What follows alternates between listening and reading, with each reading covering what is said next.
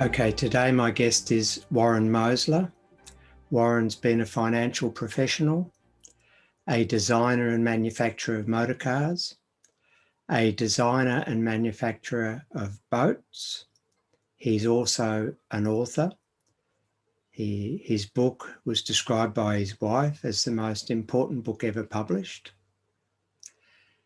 And he's one of the co-founders of modern monetary theory.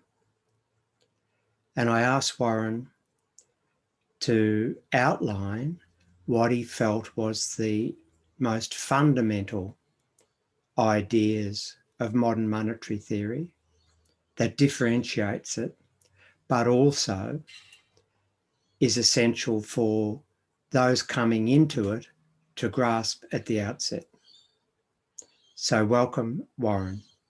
And I thank you for that introduction, Bill. Thank you.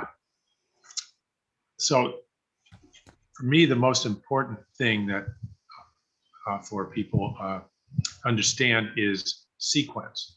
What I brought to the academic world was the idea of sequence. And let me explain what I mean by sequence. At that time, and even for most people today, they all think that in the US congressmen, for example, they all think that they have to get money to be able to spend. And so they will think about getting money through taxes so that they can spend. And what they can't tax, then they believe they have to borrow from the likes of China in order to spend. And then they leave that debt to our children and our grandchildren, etc. And that's, at the time, this was 1996. We know now it was January 96 when I made the first post to the academic world. That was what all the academics understood and believed. And what I was saying, and what I introduced them to, is the idea that they've got that sequence backwards. And in fact, that the money to pay taxes, money to buy bonds, comes from the government. It doesn't come from the private sector. The government doesn't get money from the private sector to be able to spend. Instead, since the money to pay taxes comes from the public sector, from the government, the private sector is dependent on the government to get money to be able to pay tax and to buy bonds. And they just had that backwards. Now, once you understand that the government spends first and then the funds are there to pay taxes, government spends first and then the funds are there to buy bonds, well, then you understand that there is no issue of crowding anybody out or financing or how are you going to pay for it or where does the money come from or borrowing it from China. You're spending the money first. And then later, after that money is spent and somehow it got to China, to China's bank account, they are coming back and using it to buy government securities after the money's been spent. So there's no imperative to collect tax or to borrow to get money to spend. So the important thing is to understand that sequence. And if you understand that sequence, the rest follows. And I can go into a little more about the rest that follows here for you. Yeah, please. Okay. Yeah. And so what you realize at that point, or the next understanding, is that what I just said, the money to pay taxes, the dollars that can pay taxes, comes from the government. And it would be the government's agents, which in the US includes all the central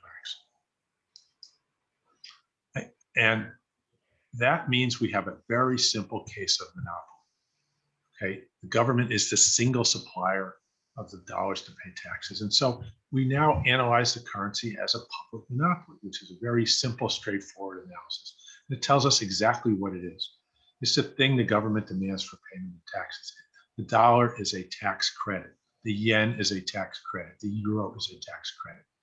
You can go through all the textbooks and they'll all have these rambling example understandings of what money is. It's a medium of exchange. It does this, it does that, but they don't know what it is. It's a tax credit. So that idea was introduced to the academic world in about 1996. The other thing, and the important thing that MMT has introduced, is the understanding of where the price level comes from. Why do things where cost what they cost? Why is it there? And once you understand the currency is a monopoly, it could be more simple. The government has the dollars that we want. It tells us what we have to do to get them. It's defining the value of the money by the prices it pays when it spends. It's very simple. It's pitching and we're catching. We have to accept their prices, otherwise we can't pay taxes, and we're going to lose our house or our car or go to jail or whatever the penalty is for non-payment of taxes. No other school of economics has an understanding for the source of the price level. They just call it historic. They say it just has been there. We can tell you maybe why it might change next year. We can't tell you where it came from. Well, they can't tell you why it might change either, because once you don't understand what it is and where it came from, they don't know why it might change. And why it might change means why there might be inflation. Inflation is a continuous change in the price level. We understand that it's caused by the government continuously paying higher prices for the same thing, which defines its currency downward. And I think that's a good introduction for the new online courses, and look forward to all of you signing up and getting the sequence right, getting the understanding of the monetary system. The way That's perfect. Thanks very much, and all the best.